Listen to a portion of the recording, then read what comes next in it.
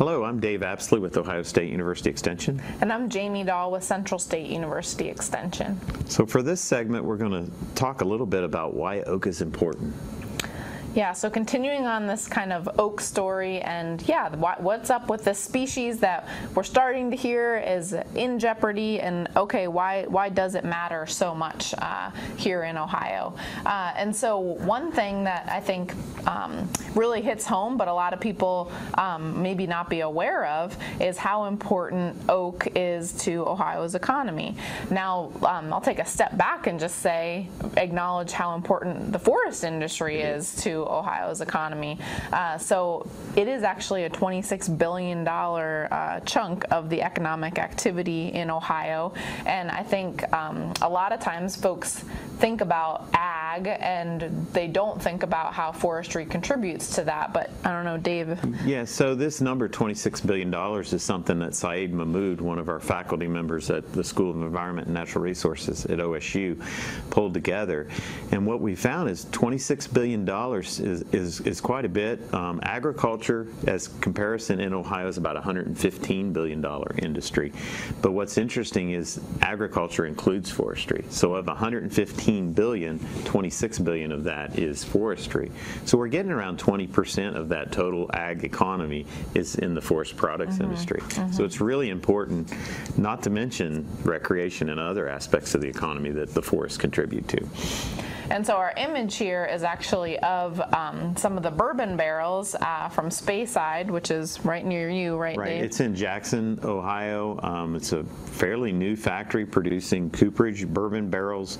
They produce about 1,300 barrels a day and employ about 150 people. So it's really important for our local economy to have these forest products industries. But of course, as forestry professionals, we want to support this industry, but we also need to think about how do we manage the resource sustainably so that we can continue to support the industry. And so one thing that Dave and I really work on is the role that private landowners play in that, because we can't just rely on public land to support that. And that really, barrels specifically do put the pressure on white oak, because that's the specific species that's used for barrel production. And we're seeing some trends with white oak where, we're not regenerating it fast enough. So we need to work hard on managing it so that we can sustain it for the long haul. All right.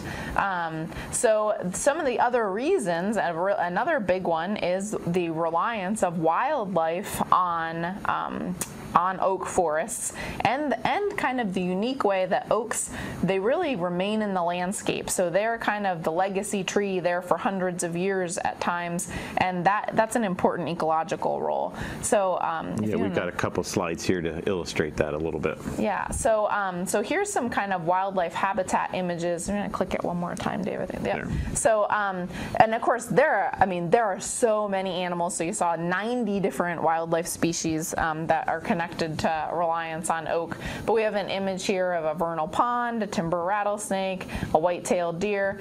These are some species that really, in different ways, rely on that oak being a component of the ecosystem.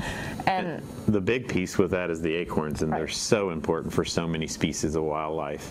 But there's also a lot of side benefits that we didn't realize until some of the more current research. Right. So side benefits being just the composition of the leaf litter, and the vernal pool work is really interesting in that even vernal pools with an oak component versus a maple component, that we have amphibians thriving more in those oak-dominated pools. Also something to think about is how this wildlife, recreation, wildlife viewing, hunting and fishing, those are contributing to the economy as well, and that's not captured in that 26 billion number that we talk about. That is true. And then the other piece is just oaks are such a neat and important part of the ecosystem. They're extremely long-lived. White oak can live 600 years, so they're important, but they provide that stability to our forests. So we're all in on trying to keep oak around and making it a sustainable part of our forest. And so a lot of the efforts that you're going to see Jamie and I work on, probably in the rest of my career and probably most of Jamie's career, is going to be focusing on oaks and private woodland owners, and even on public land, on how we can sustain it.